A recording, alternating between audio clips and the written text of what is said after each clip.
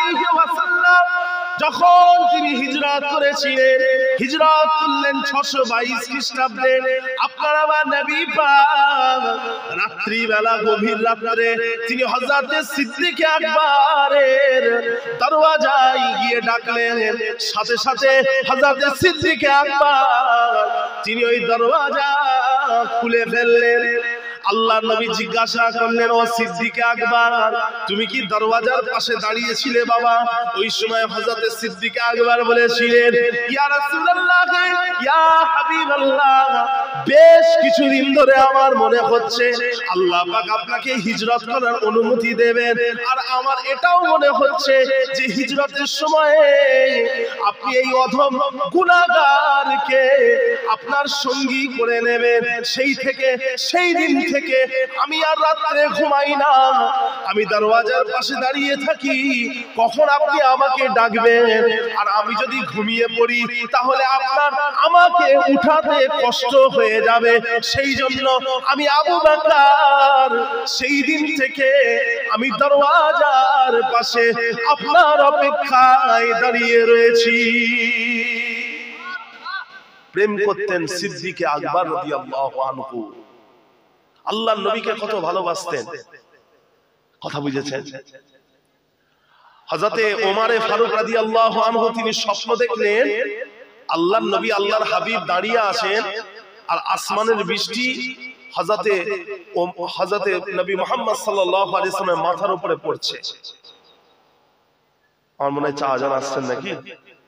একবার মোহাব্বতের সাথে তাকবীর দেন, নারে তাকবীর, নারে তাকবীর। সিলসিলায়ে হক মুজাদ্দিদুজ জামান, औलादे मुजाद्दिदुज জামান, মাসলাকে মুজাদ্দিদুজ জামান, আহলুস সুন্নাতুল জামাত, উলামায়ে আহলে সুন্নাতুল জামাত, নারে তাকবীর। মাশাআল্লাহ।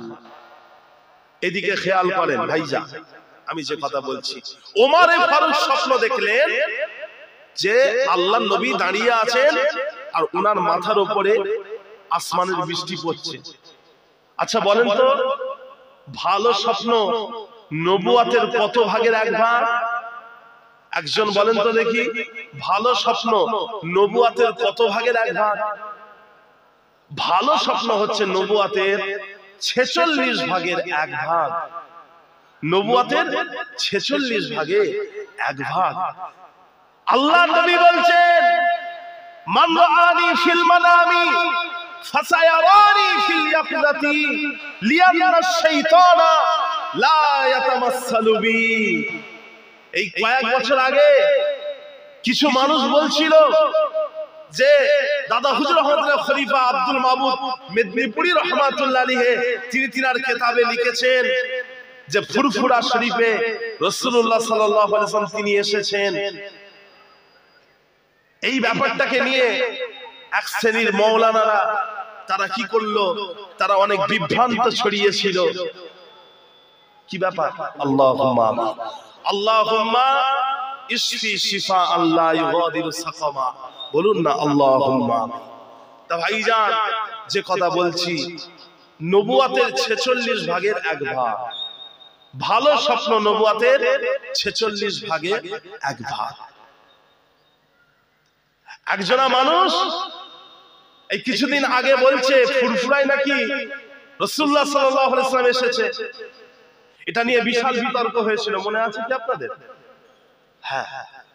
তা ভাইরা, রাসূলুল্লাহ সাল্লাল্লাহু আলাইহি ওয়াসাল্লাম এসেছেন মানে কি? রাসূলুল্লাহ সাল্লাল্লাহু আলাইহি ওয়াসাল্লামকে দেখতে পাওয়া গেছে ফুরফুরা শরীফে। এটাই তো বক্তব্য যে আল্লাহর নবীকে ফুরফুরায় দেখা গেছে। তাই দেখতে পাওয়াটা এটা কি অসম্ভব? এটা কি অসম্ভব জিনিস? ইনকিশাফের হালতে, কাশফের হালতে রাসূলুল্লাহ সাল্লাল্লাহু আলাইহি ওয়াসাল্লামকে দেখতে পাওয়া যাবে যদি কারো দেখার মতো চোখ থাকে আর আল্লাহ পাক যদি হাজির করেন তখন। এটা হচ্ছে আমাদের সিলসিলার আকীদা। আমাদের সিলসিলার আকীদা হলো ইমকানে হুজুরি। ইমকানে হুজুরি অর্থাৎ আল্লাহ পাক চাইলে রাসূলুল্লাহ সাল্লাল্লাহু আলাইহি ওয়াসাল্লামকে হাজির করতে পারেন। এটা হচ্ছে আমাদের আকীদা। কথা বুঝেছেন? এবারে আমরা আসি আল্লাহর নবীর একটা হাদিস, যে হাদিসটা হলো আল্লাহ রাসূল বলছেন বিসমিল্লাহির রহমানির রহিম, মান রাআনি ফিল মানামি ফাসায়ারানি ফিল ইয়াকযাতি লিআন্না শাইতানা লা ইয়াতামাসসালু বি। আল্লাহ নবী বলছেন, যে ব্যক্তিটা আমাকে ঘুমিয়ে ঘুমিয়ে দেখতে পেল, অর্থাৎ স্বপ্নে দেখতে পেল, সে ব্যক্তিটা আমাকে জেগে জেগে দেখতে পাবে। জোরে বলবেন না সুবহানাল্লাহ? ওই ব্যক্তিটা আমাকে জেগে জেগে দেখতে পাবে। কে বলছে? আল্লাহ রাসূল বলছে, লিআন্না শাইতানা লা ইয়াতামাসসালু বি। শয়তান, আমি নবী মুহাম্মদ সাল্লাল্লাহু আলাইহি ওয়াসাল্লাম, আমার চেহারা নকল করতে পারে না। শয়তান সবার চেহারা নকল করতে পারে, আল্লাহর নবীর চেহারা নকল করতে পারে না। কথা বুঝেছেন? এই ক্ষমতাটা আল্লাহ পাক তার কাছ থেকে কেড়ে নিয়েছে। তা ভাইজান, প্যারে হাজিরিন, তা যারা বলে আল্লাহ রাসূলকে জেগে জেগে দেখা সম্ভব নয়, তারা এই হাদিসটার ব্যাপারে কি বলবে? এই হাদিসটার ব্যাপারে কি বলবে? তো সহিহ শুদ্ধ হাদিস বললাম আপনাদের, আপনারা ঘরে গিয়ে মিলিয়ে নেবেন, হাদিসটা মিলিয়ে নেবেন। মান রাআনি ফিল মানামি ফাসায়ারানি ফিল ইয়াকযাতি লিআন্না শাইতানা লা ইয়াতামাসসালু বি। আপনারা এই হাদিসটা দেখে নেবেন, কি বলবে তারা? কথা বুঝেছেন? তা ভাইজান, হযরত ওমর ফারুক তিনি স্বপ্ন দেখলেন আল্লাহর নবী দাঁড়িয়ে আছেন, আসমানের বৃষ্টি আপনার আমার নবী পাকের মাথার উপরে পড়ছে, আবার সেই বৃষ্টিটা গড়িয়ে গড়িয়ে গড়িয়ে গড়িয়ে পায়ের দিকে চলে আসছে, আর আমার নবী পাকের পায়ের কাছে হযরতে সিদ্দিক আকবর আবু বকর সিদ্দিকের মাথা রয়েছে। আর আমার নবী পাকের শরীর থেকে সেই পানিটা সিদ্দিক আকবরের মাথার উপরে পড়ছে, আর সিদ্দিক আকবরের মাথা থেকে ছিটকে ছিটকে ওই পানিটা হযরত ওমর ফারুকের গায়ে পড়ছে।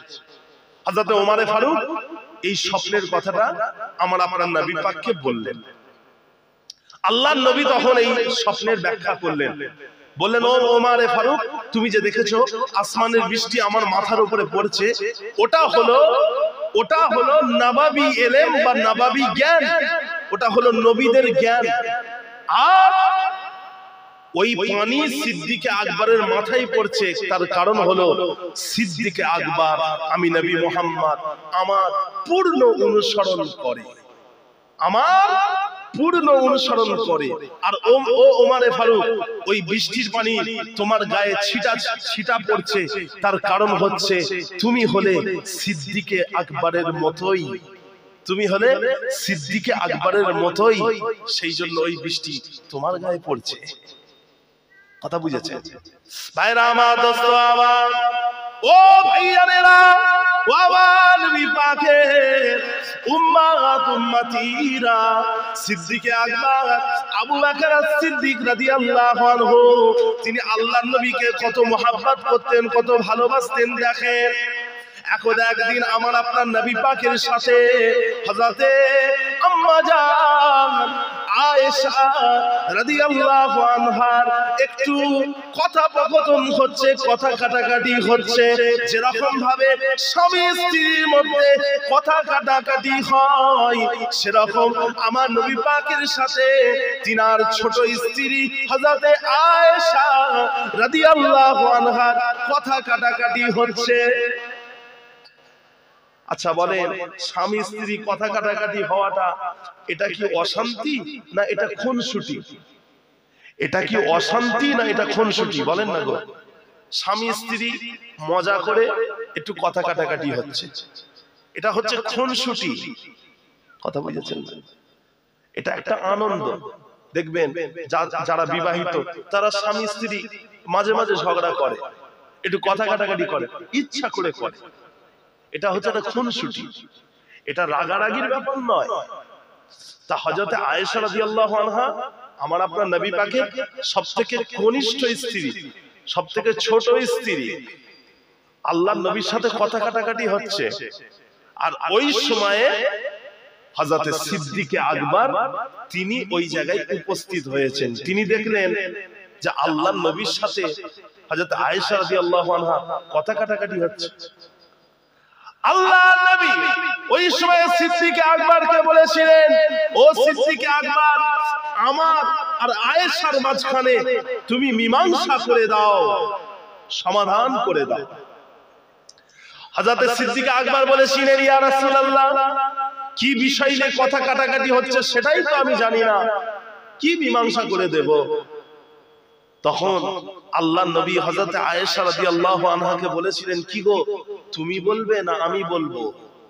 তুমি বলবে না আমি বলবো? তখন হযরত আয়েশা রাদিয়াল্লাহু আনহা বলেছিলেন, ইয়া রাসূলুল্লাহ, আপনি বলেন, তবে একটু ঠিকঠাক ভাবে বলবেন। আল্লাহর নবীর ব্যাপারে তিনি বললেন যে একটু ঠিকঠাক ভাবে বলবেন। কথাটা হচ্ছে স্বামী স্ত্রীর মধ্যে, কিন্তু হযরতে আবু বকর সিদ্দিক তিনি হলেন আমার আপনার নবী পাকের তিনি ছিলেন সাহাবা, আবার তিনি ছিলেন শ্বশুর, তিনি হলেন মুসলিম জাহানের প্রথম ঈমানদার, প্রথম মুসলমান, তিনি হলেন পুরুষদের মধ্যে প্রথম মুসলমান। হযরতে সিদ্দিক আকবর বেটা ছেলেদের মধ্যে প্রথম যিনি ঈমান এনেছিলেন তিনি হলেন সিদ্দিক আকবর। তিনি যখন শুনলেন হযরতে আয়েশা রাদিয়াল্লাহু আনহা তিনি আল্লাহর নবীকে বলছেন যে হুজুর আপনি বলেন, তবে একটু ঠিকঠাক ভাবে বলবেন, হযরতে আবু বকর সিদ্দিক তিনি রেগে গেলেন। রেগে গিয়ে তিনি একটা ধমক দিলেন, ধমক দিয়ে বললেন, হে আয়েশা, সাবধান, কার সম্পর্কে কথা বলছো? তুমি রাসূলের সম্পর্কে কথা বলছো, আর বলছো যে আপনি একটু ঠিকঠাক ভাবে বলবেন। কেন? তুমি যদি না বলো যে ঠিকঠাক ভাবে বলবেন, তাহলে কি আল্লাহর রাসূল উনি কি ঠিকঠাক ভাবে বলবেন না? উনি তো ঠিকঠাক বলার জন্যই দুনিয়াতে এসেছেন, তুমি তাহলে কেন শর্ত জুড়িয়ে দিচ্ছ?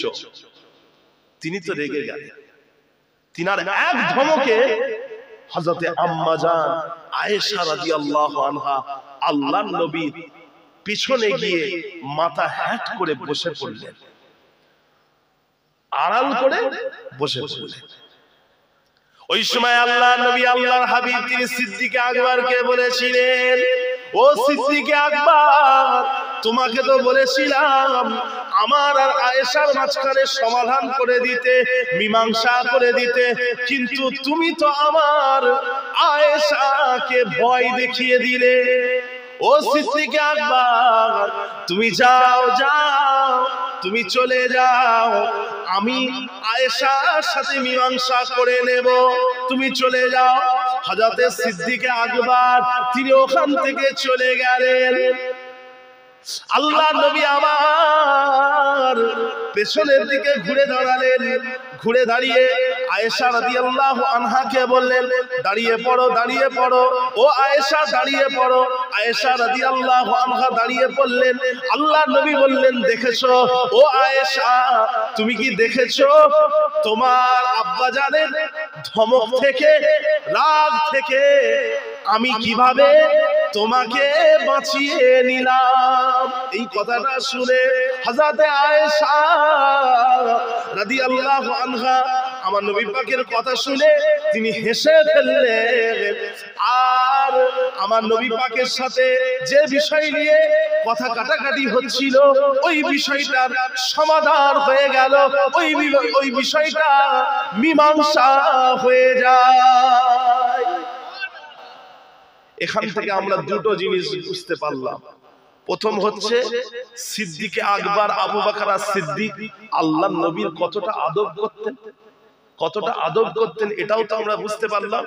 আর দ্বিতীয় জিনিসটা হলো আল্লাহর নবী আল্লাহর হাবিব তিনি ঘরের ভিতরে কেমন ছিলেন, ঘরের ভিতরে কেমন ছিলেন। দেখবেন পৃথিবীতে যত লোক আছে, যত লোক, সবার কথা বলছি, কেউ ঘরের ভিতরে ভালো, বাইরে খারাপ। দেখবেন বাইরের মানুষের কাছে সব সময় খারাপ থাকলেও ঘরের মানুষের কাছে ভালো। আবার অনেককে দেখবেন বাইরের মানুষের কাছে ভালো, ঘরের মানুষের কাছে খারাপ।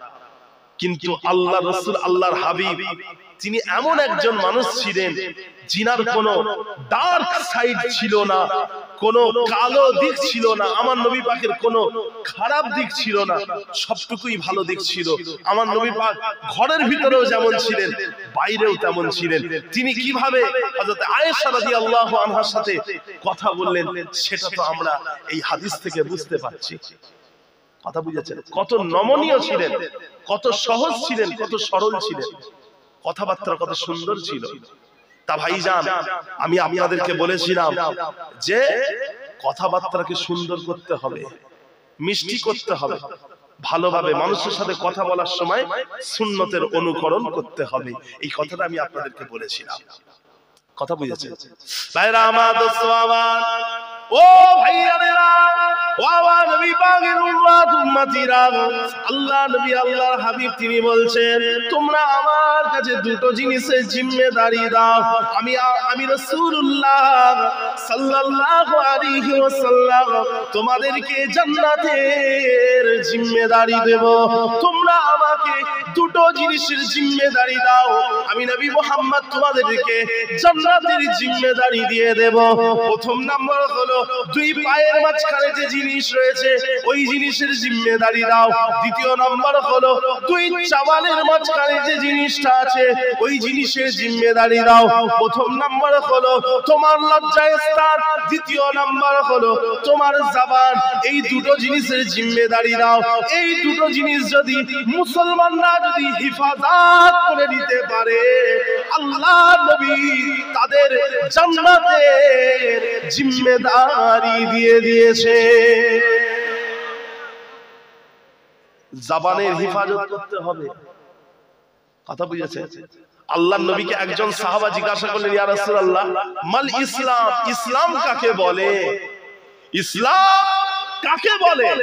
আল্লাহর নবী বললেন, তিবুল কালাম ওয়া ইতআমুত তুআম, মিষ্টি কথা বলা, মানুষকে খাওয়ানো, এটাই হলো ইসলাম।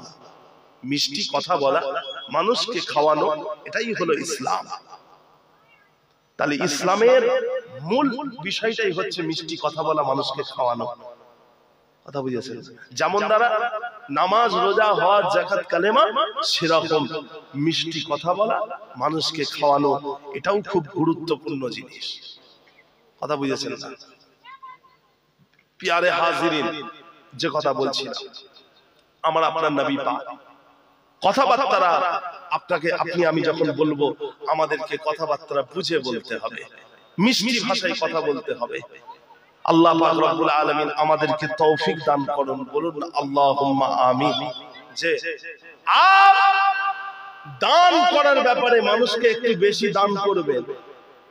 আমার আপনার নবী পাক যখন কেনাকাটা করতেন দাম দর করে কিনতেন, আবার কখনো কখনো মানুষকে একটু বেশিও দিতেন। মানে 100 টাকার জিনিসটাকে কখনো কখনো 90 টাকায় কিনতেন, আবার কখনো কখনো 100 টাকার জিনিসটাকে 110 টাকা দিতেন আল্লাহর নবী।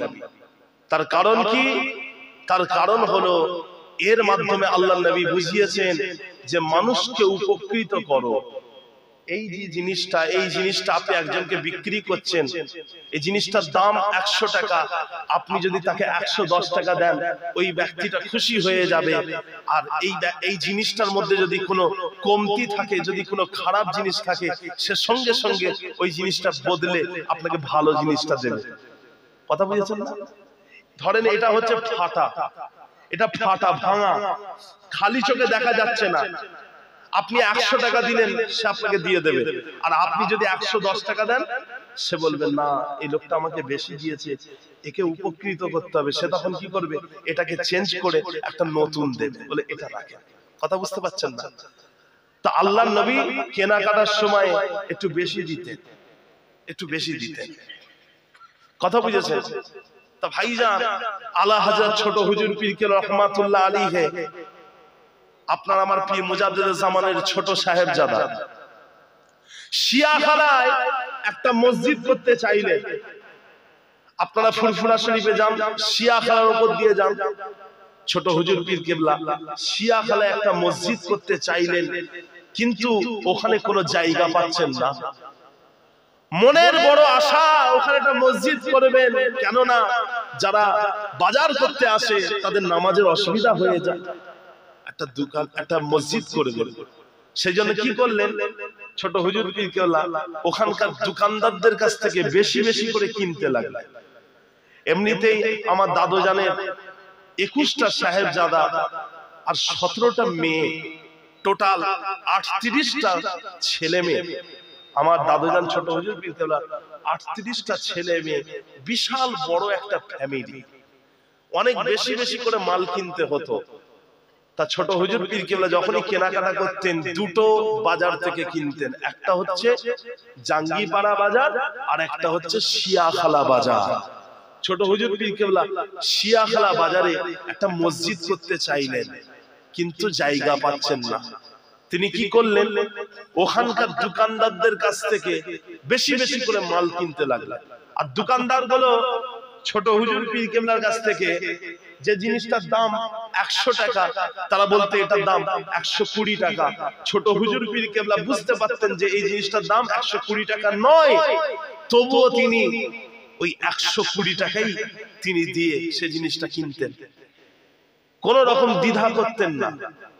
তা ভাইরা, যখন নামাজের সময় হয়ে যেত, আলা হযরত ছোট হুজুর পীর কে রহমাতুল্লাহ আলাইহি আমার দাদু জান তিনি ওই দোকানদারদেরকে বলতেন যে বাবারা আমি নামাজ পড়বো, আমাকে একটু নামাজের জায়গা করে দাও।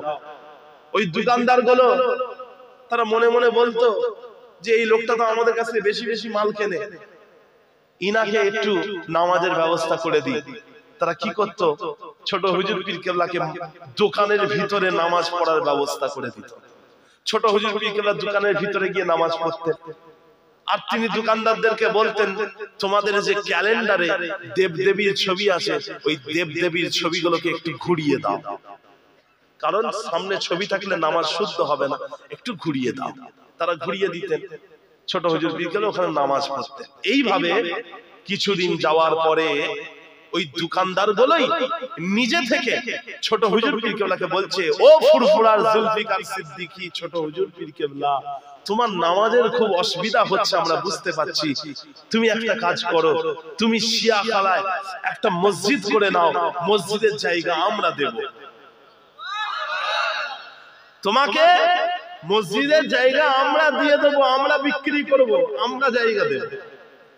কথা বুঝেছেন? অথচ পুরো মার্কেটের উপরে ওখানকার জায়গার দাম মারাত্মক দাম। এখন যদি ওখানে আপনি এক বিঘা জায়গা কিনতে যান অনেক দাম পড়ে যাবে, আর সেখানে এখন আপনি যদি যান দেখতে পাবেন এক বিশাল মসজিদ রয়েছে।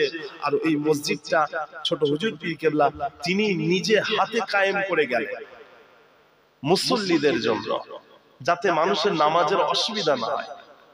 তা ভাইজান, বেশি বেশি দিলে কি ক্ষতি হয়ে যায়? মানুষকে বেশি দিলে কি ক্ষতি হয়ে যায়? কথা বলেন না। তা ভাইজান, যে কথা বলছিলাম, মানুষকে বেশি করে দেওয়া, ছোট হুজুর পীর কেবলা দিতেন, বেশি করে দিতেন। আর সেই জন্যই তারা ছোট হুজুর পীর কেবলাকে অত সুন্দর একটা জায়গা দিল, আর সে জায়গাতেই মসজিদ করা হয়েছে এখনো পর্যন্ত। ছোট হুজুর পীর কেবলা রাহমাতুল্লাহ আলাইহি তিনি জাঙ্গিপাড়াতেও একটা মসজিদ করতে গেছিলেন, কিন্তু আল্লাহ পাকের হুকুম হলো দুনিয়া থেকে চলে গেলেন। কিন্তু একটা ওনার টার্গেট ছিল জাঙ্গিপাড়াতেও একটা মসজিদ করবেন। জাঙ্গিপাড়া বাজার বিশাল বাজার, আপনারা যদি যান দেখতে পাবেন। ওখানে একটা মসজিদ করতে গেলেন, হলো না। আর এখনো পর্যন্ত ওখানে কোনো মসজিদ নেই, এখনো পর্যন্ত নেই। অনেক ভিতরে একটা মসজিদ আছে। কথা বুঝেছেন? হ্যাঁ ভাইরা আমার, দোস্ত আমার, ও ভাইরানেরা, প্রত্যেকটা জিনিসের ক্ষেত্রে আল্লাহ নবীর অনুসরণ করা, দানের ক্ষেত্রে একটু বেশি করে দান করা। আল্লাহ নবী, আল্লাহর হাবিব দানের ক্ষেত্রে বেশি করে দান করতেন। কোরআন মাজিদের মধ্যে আল্লাহ পাক বলছেন, আল্লাযীনা ইউমিনুনা বিল গায়বি ওয়া ইউকিমুনাস সালাতা ওয়া মিম্মা রাযাকনাহুম ইউনফিকুন। যারা ঈমানদার হয়, আল্লাহ তাদেরকে যে রিজিক দান করেন, সেই রিজিক তারা খরচ করে, অর্থাৎ তারা ভালো রাস্তায় খরচ করে।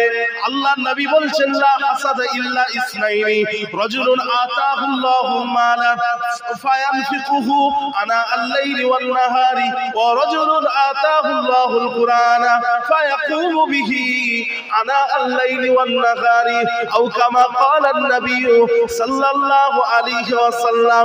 আল্লাহ নবী আল্লাহর হাবিব পাক জবানে বলছেন তোমরা দুই ক্ষেত্রে ঈর্ষা করো, দুই ক্ষেত্রে ঈর্ষা করো, একে অপরের সাথে প্রতিযোগিতা করো। প্রথম ক্ষেত্র হলো আল্লাহ পাক রব্বুল আলামিন যাকে টাকা পয়সা দিয়েছেন আর ওই ব্যক্তি আল্লাহ পাকের রাস্তায় ওই টাকা পয়সা খরচ করে, তোমরা ওই ব্যক্তির সাথে প্রতিযোগিতা করো। দ্বিতীয় নম্বর হলো আল্লাহ পাক রব্বুল আলামিন যে ব্যক্তিকে কোরআনের জ্ঞান দিয়েছেন, কোরআনের ইলম দান করেছেন আর ওই ব্যক্তি কোরআনের উপরে রাত্রে এবং দিনে কায়েম থাকে, কোরআনের উপরে মজবুত থাকে, ওই ব্যক্তির অনুসরণ করো, ওই ব্যক্তির সাথে প্রতিযোগিতা করো। একজনের 4 তলা বিল্ডিং আছে, আপনি মনে মনে হিংসা করতে পারবেন না যে আমার যদি 5 তলা হতো তাহলে কত ভালো হতো। এটা আপনার করা যাবে না। তার 4 তলা আছে, সে থাকুক, তুমি তোমার 1 তলা নিয়ে খুশি থাকো। কথা বুঝেছেন? হিংসা করো না। কথা বুঝেছেন? কিন্তু দুই ক্ষেত্রে প্রতিযোগিতা করা যাবে। দুই ক্ষেত্রে একটা হচ্ছে আল্লাহ যাকে টাকা দিয়েছে আর ওই ব্যক্তি আল্লাহর রাস্তায় ওই টাকা খরচ করে, আপনি প্রতিযোগিতা করেন যে ওই ব্যক্তিরা 10 টাকা দিয়েছে, আমি 20 টাকা দেব। ও আল্লাহর রাস্তায় 10 টাকা খরচ করেছে, আমি 20 টাকা খরচ করব। ও আল্লাহর রাস্তায় 30 টাকা খরচ করে, আমি 50 টাকা খরচ করব। আর দ্বিতীয় নম্বর হলো যে ব্যক্তিটা কোরআনের উপরে আমল করে রাত্রে এবং দিনে। ধরেন কোন ব্যক্তি রাত্রে জেগে জেগে 10 রাকাত করে তাহাজ্জুদের নামাজ পড়ে, আপনি যখন জানতে পারলেন ওই ব্যক্তি 10 রাকাত করে পড়ে, আপনি তার থেকে অন্তত 2 রাকাত বেশি পড়বেন, 2 রাকাত 12 রাকাত পড়বেন। ও 10 রাকাত তাহাজ্জুদ পড়ে, আমি 12 রাকাত পড়ব।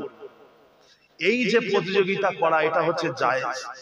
কিন্তু ওই লোকটার 5 তলা বিল্ডিং আছে, আমি 10 তলা করব, তুমি তোমার 2 তলা নিয়ে খুশি থাকো, বেশি লাফালাফি করো না। কথা বুঝেছেন? হিংসা করো না। কথা বুঝতে পেরেছেন? প্যারে হাজিরিন, একটা মানুষের একটা মেয়ে ছিল, ছোট্ট বাচ্চা মেয়ে। মেয়েটা বড্ড অসুস্থ হয়ে গেল, ডাক্তারখানায় নিয়ে যাওয়া হলো। ডাক্তার বলল আপনার মেয়েটাকে যদি মধু খাওয়ান আপনার মেয়েটা সুস্থ হয়ে যাবে। কিন্তু বেচারার ঘরে তো মধু নেই। সবার কাছে গিয়ে বলছে মধু পাওয়া যাবে, সবাই বলছে না আমাদের কাছেও মধু নেই। অবশেষে একজন মানুষ বললেন যে তুমি এই শহরের বাইরে চলে যাও, গেলে দেখতে পাবে একটা বিশাল বড় ব্যবসায়িক কাফেলা, তারা ব্যবসা করে অনেক টাকা পয়সা নিয়ে ফিরছে, তাদের কাছে যদি বলো তাহলে তুমি মধু পেয়ে যাবে। লোকটা কি করলো? শহরের বাইরে চলে গেল।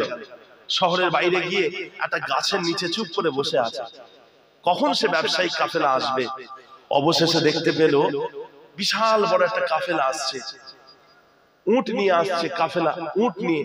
আর সেই উটের পিঠে বড় বড় সব কলসি নিয়ে, বড় বড় বোঝা নিয়ে সবাই আসছে। অর্থাৎ তারা ব্যবসা করে অনেক, কথা বুঝেছেন, অনেক ফায়দা হাসিল করে তারা আসছে। ভাইরা আমার, দোস্ত আমার, ওই সময়তে ওই মানুষটা যার কন্যা অসুস্থ হয়ে পড়েছিলেন, যার মেয়ে অসুস্থ হয়ে পড়েছিলেন, ওই মানুষটা ওই ব্যবসায়িক দলের দিকে ছুটে গেলেন। ওই ব্যবসায়িক দলের দিকে গিয়ে ওই ব্যবসায়িক দলের যিনি নেতা, যিনি আমির, তার কাছে চলে গেলেন। তার কাছে গিয়ে একটা পিয়ালা নিয়ে হাজির হয়ে গেলেন আর বললেন আমাকে একটুখানি মধু দেবেন, আমার মেয়েটা বড্ড অসুস্থ হয়ে আছে, আমাকে একটুখানি মধু দেন। গরিব মানুষ একটা পিয়ালা নিয়ে গেছে, বলছে আমাকে একটু মধু দেন। ওই ব্যবসায়িক দলের যিনি নেতা তার কাছে গেছে। নেতা এমন একজন ব্যক্তি যার চেহারা দিয়ে নূর বের হচ্ছে, আলো বের হচ্ছে, জ্যোতি বের হচ্ছে, যাকে দেখে বুঝতে পেরে গেলেন ইনি হচ্ছেন এই ব্যবসায়িক দলের নেতা। কথা বুঝতে পেরেছেন? পৃথিবীর বুকে কে নেতা হবে সেটা আল্লাহ পাক ঠিক করে দেন। বাঘ মনে করছে, শিয়াল মনে করছে যে আমি হলাম চালাক, আমি হলাম জঙ্গলের নেতা। কথা বুঝেছেন? আর কোকিল মনে করছে আমার কণ্ঠটা সব থেকে সুন্দর, তাই আমি হলাম জঙ্গলের নেতা। জিরাফ মনে করছে এই হ্যাঁ জিরাফ মনে করছে আমার গর্দানটা সবথেকে উঁচু, তাই আমি হলাম জঙ্গলের নেতা। হাতি মনে করছে আমার গতরটা সবথেকে মোটা, আমি হলাম জঙ্গলের নেতা। কিন্তু জঙ্গলের নেতা কে হবে? জঙ্গলের নেতা কে হবে? জঙ্গলের নেতা হবে সিংহ, যার না কোকিলের মতো কণ্ঠ আছে, না শিয়ালের মতো বুদ্ধি আছে, না জিরাফের মতো উচ্চতা আছে, না হাতির মতো গতর আছে। তথাপিও আল্লাহ পাক তাকে জঙ্গলের নেতা করেছেন। নেতা কে হবে সেটা আরশের মালিক আল্লাহ পাক ঠিক করেন। আপনি আমি যদি মনে করি যে আমি নেতা, বাংলার মানুষকে আমি পরিচালনা করব, হবে? কথা বলেন না।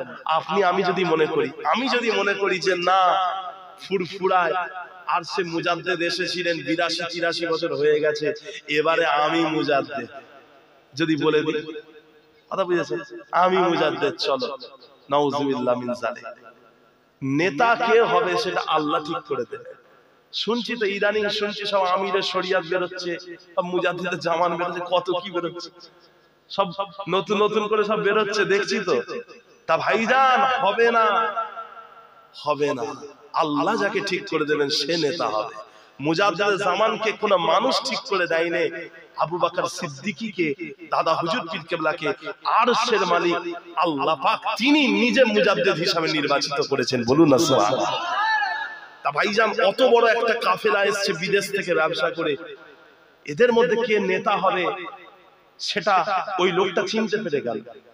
একজন মানুষকে দেখেই বুঝতে পেরে গেল যে এই লোকটাই হচ্ছে নেতা, এটাই হলো নেতা। তাকে গিয়ে একটা পিয়ালা নিয়ে বলছে, আমার এই পিয়ালা একটু মধু দেবেন, আমার মেয়েটা খুব অসুস্থ। তখন ওই ব্যবসায়িক দলের যিনি নেতা তিনি তিনার গোলামকে বললেন, এই ব্যক্তিকে একটা মধুর কলসি দিয়ে দাও। তখন ওই গোলামটা মালিককে বললেন, হুজুর এই ব্যক্তিটাকে যদি উটের পিঠ থেকে একটা কলসি দিয়ে দেওয়া হয়, উটের অন্য পিঠে যে কলসিটা রাখা আছে ওটা কোথায় রাখবো? তখন ওই মালিক বললেন, এই ব্যক্তিটাকে দুটো কলসি দিয়ে দাও, দুটো মধুর কলসি দিয়ে দাও। তখন গোলাম বললেন, হুজুর এই লোকটাকে যদি দুটো মধুর কলসি দিয়ে দেওয়া হয় তাহলে এই মানুষটা বইতে পারবে না, নিয়ে যেতে পারবে না। ওই সময়ে তখন মালিকটা বলেছিলেন, এই লোকটাকে উট সহ দুটো মধুর কলসি দিয়ে দাও। ওই সময়ে ওই গোলামটা তাড়াতাড়ি ছুটে চলে গেলেন। ছুটে গিয়ে তিনি কি করলেন, তিনি ওই মানুষটার হাতে উট সহ দুটো মধুর কলসি দিয়ে বললেন, তুমি তাড়াতাড়ি এখান থেকে চলে যাও, তুমি তাড়াতাড়ি এখান থেকে চলে যাও। তখন মালিক তার গোলামকে ডেকে বললেন, আচ্ছা তোমাকে যখন বললাম যে এই লোকটাকে একটা মধুর কলসি দিয়ে দাও তখন তুমি গেলে না, যখন বললাম এই লোকটাকে দুটো মধুর কলসি দিয়ে দাও তখনও তুমি গেলে না, যখন বললাম এই লোকটাকে একটা উট সহ দুটো মধুর কলসি দিয়ে দাও তখন তুমি চলে গেলে, তার আগে কেন গেলে না? ওই সময় গোলামটা বলছে, হুজুর ওই লোকটা তো একটা পিয়ালা নিয়ে আপনার কাছে মধু চেয়েছিল, কিন্তু তাকে আপনি এমন ভাবে একের পর এক দান করেই যাচ্ছেন, আমার তো ভয় হচ্ছিল আমি গোলাম, আমাকেও হয়তো ওই লোকটার কাছে আপনি দান করে দেবেন, আমাকেও হয়তো ওই লোকটার কাছে আপনি দান করে দেবেন, সেই জন্য আমি চলে গেলাম। তখন ওই মালিক বলেছিলেন, কত ভালো হতো তোমাকে আর আমার অধীনস্থ হয়ে থাকতে হতো না, তোমাকে আর আমার কাছে থাকতে হতো না, কত ভালো হতো। তখন ওই গোলামটা বলেছিলেন, হুজুর আপনি তো আমার মতো 100টা গোলাম পেয়ে যাবেন, কিন্তু আপনার মতো একটা নেতা আমি আর খুঁজে পাবো না। বলবেন না সুবহানাল্লাহ? আপনি তো আমার মতো 1000টা গোলাম পেয়ে যাবেন, কিন্তু আপনার মতো একটা নেতা আমি আর খুঁজে পাবো না। তা ভাইজান ওই যে ব্যবসায়িক দলের নেতা যিনি একের পর এক দান করেই যাচ্ছিলেন, উনি আর কেউ নয়, উনি হলেন আমার রাসূলুল্লাহ সাল্লাল্লাহু আলাইহি ওয়াসাল্লামের জামাই, মুসলিম জাহানের তৃতীয় খলিফা হযরতে ওসমান গনি রাদিয়াল্লাহু আনহু। একবার বলুন না সুবহানাল্লাহ। একজনা গরিব মানুষ তিনার কাছে একটা পিয়ালা নিয়ে গেছিল, তিনি তাকে দুটো কলসি ভর্তি উট দিয়ে দিলেন। একবার জোরে বলুন না সুবহানাল্লাহ। তাহলে এখান থেকে যেটা বুঝতে পারলাম, দান করার ব্যাপারে একটু বেশি করে দান করা, এটাও আমার নবী পাকের একটা সুন্নতের অনুকরণ। আর আমি আপনাদেরকে প্রথম থেকেই বলছি, রাসূলের সুন্নতের পূর্ণ অনুকরণ করতে হবে। আর পূর্ণ অনুকরণ কি করলে কি হবে? পূর্ণ অনুকরণ করলে আল্লাহ আপনার উপরে রাজি হয়ে যাবে। আল্লাহ আপনার উপরে রাজি হয়ে যাবেন। আল্লাহ রাজি হয়ে গেলে কি হয়? আল্লাহ রাজি হয়ে গেলে কি হয় শোনেন। আমার নবী পাকের একজন সাহাবা ছিলেন, উনার নাম হচ্ছে হযরত উবাই ইবনে কাব। উবাই ইবনে কাব রাদিয়াল্লাহু আনহু আমার নবী পাকের এমন একজন সাহাবা ছিলেন, যিনি এত সুন্দর কোরআন শরীফ পড়তেন, এত সুন্দর কোরআন শরীফ পড়তেন যে যার কোরআন শরীফ তেলাওয়াত করাটা স্বয়ং আল্লাহ পাক তিনি পছন্দ করে দিয়েছেন। জোরে বলুন না সুবহানাল্লাহ। হ্যাঁ, তিনি এত সুন্দর কোরআন শরীফ পড়তেন। উবাই ইবনে কাব, তিনাকে বলা হয় সাইয়্যিদুল কুররা, উনাকে সাইয়্যিদুল কুররা বলা হয়। হযরত উবাই ইবনে কাব ছিলেন সাইয়্যিদুল কুররা, মানে হচ্ছে কারীদের নেতা। পৃথিবীতে যত কারী আছে, কারীদের নেতা হলেন হযরত উবাই ইবনে কাব রাদিয়াল্লাহু আনহু। এই আপনারা কারী আব্দুল বাসির সাহেবের কেরাত শুনেননি? হ্যাঁ, পৃথিবীতে অনেক বড় বড় কারী আছে। হ্যাঁ, বাংলাদেশে অনেক বড় বড় কারী আছে, সৌদি আরবে অনেক বড় বড় কারী আছে। কথা বুঝেছেন না? তা ভাইজান, এই সমস্ত কারীদের যিনি নেতা, ওনার নামটা কি জানেন? ওনার নামটা হচ্ছে উবাই ইবনে কাব রাদিয়াল্লাহু আনহু। হাদিস শরীফের মধ্যে এসেছে, একদিন হযরত উবাই ইবনে কাব রাদিয়াল্লাহু আনহুকে আল্লাহ রাসূল ডাকলেন। ডেকে বললেন, ও উবাই ইবনে কাব, ও উবাই ইবনে কাব, তুমি কি আমাকে একটু কোরআন শরীফ পড়ে শোনাবে? আমাকে একটু কোরআন পাঠ করে শোনাবে? তখন উবাই ইবনে কাব বললেন, ইয়া রাসূলুল্লাহ, অবশ্যই শোনাবো। তখন আল্লাহর নবী বললেন যে আল্লাহ পাক রব্বুল আলামিন আমাকে বলেছেন আমি যেন তোমার কোরআন তেলাওয়াত শুনি। আল্লাহ পাক আমাকে হুকুম করেছেন আমি যেন তোমার কোরআন তেলাওয়াত শুনি, সেই জন্য আমি তোমাকে ডেকে পাঠিয়েছি একটুখানি কোরআনের তেলাওয়াত শুনবো বলে। তখন উবাই ইবনে কাব আল্লাহ রাসূলকে জিজ্ঞাসা করলেন, ইয়া রাসূলুল্লাহ, তাহলে কি আল্লাহ পাকের আরশে আমার নামের আলোচনা হয়েছে? আল্লাহ রাসূল বললেন, হ্যাঁ, আল্লাহর আরশে তোমার নামের আলোচনা হয়েছে, তোমার নাম স্মরণ করা হয়েছে। হযরত উবাই ইবনে কাব তিনি অস্থির হয়ে পড়লেন, তিনি আর থাকতে পারলেন না।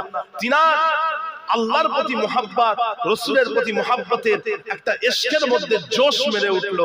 হযরত উবাই ইবনে কাব তিনি খুশি হয়ে গেলেন, তিনি রাজি হয়ে গেলেন যে আল্লাহ পাক রব্বুল আলামিন তিনি নিজে উবাই ইবনে কাবের নামের জিকির করেছেন। একবার বলুন না সুবহানাল্লাহ।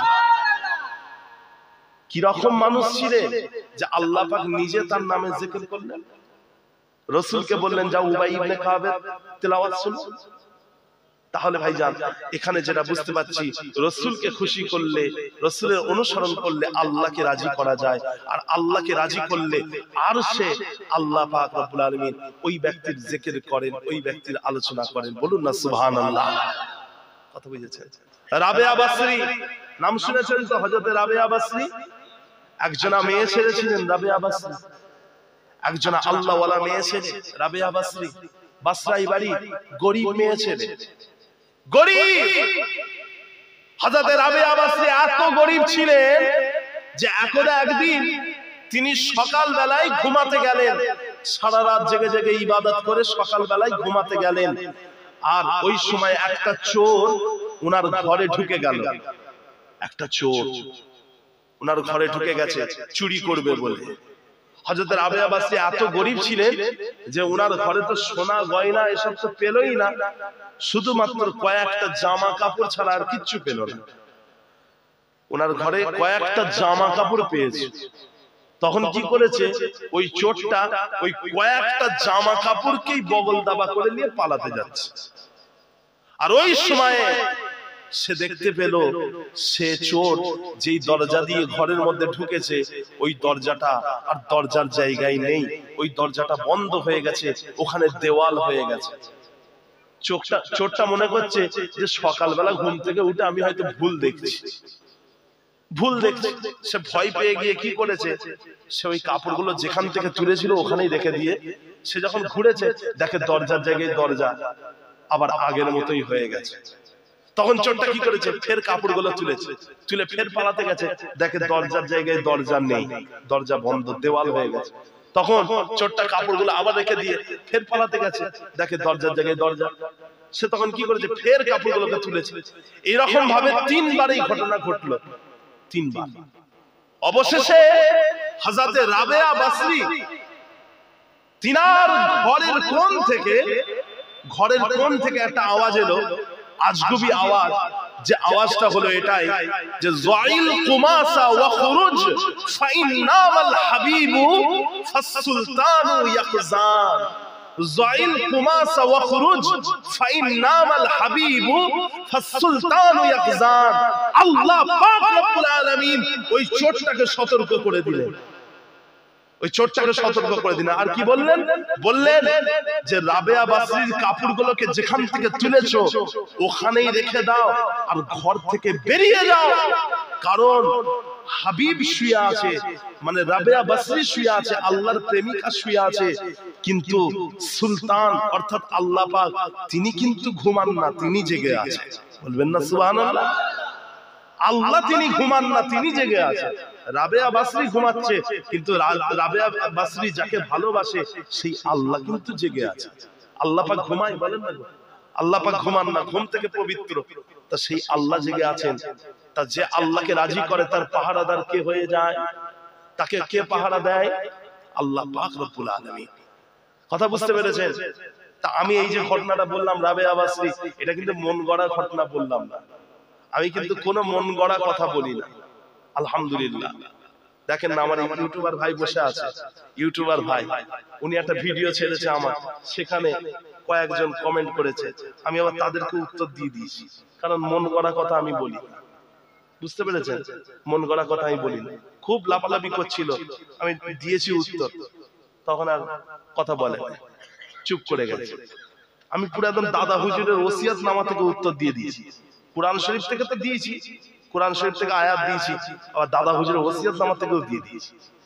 কথা বুঝেছেন? পুরো চুপ করে গেছে, তাই তো নাকি?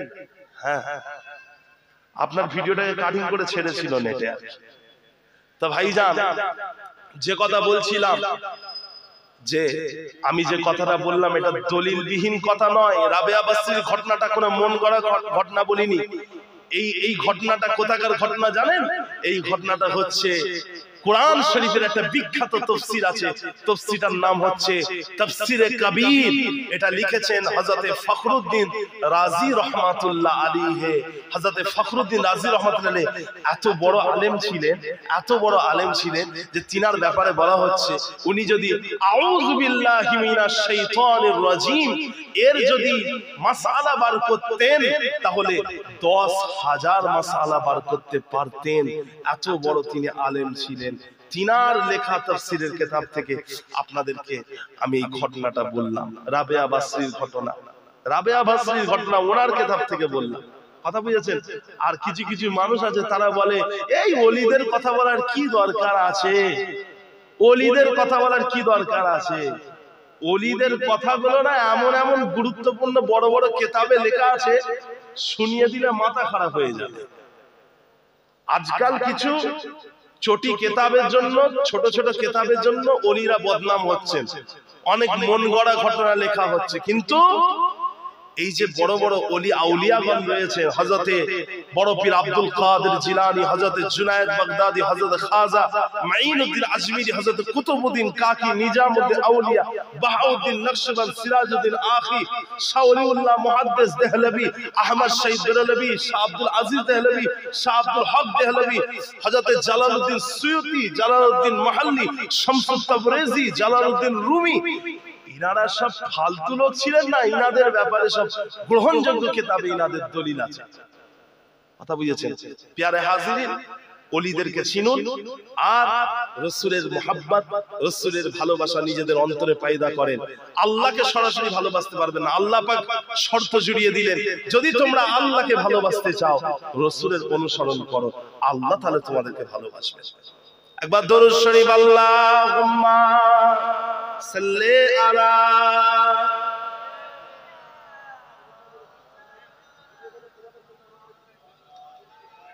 ওয়ালা আলি সাইয়্যিদিনা মাওলানা মুহাম্মদ। আজান আসছেন? হ্যাঁ, আজান আসবে না?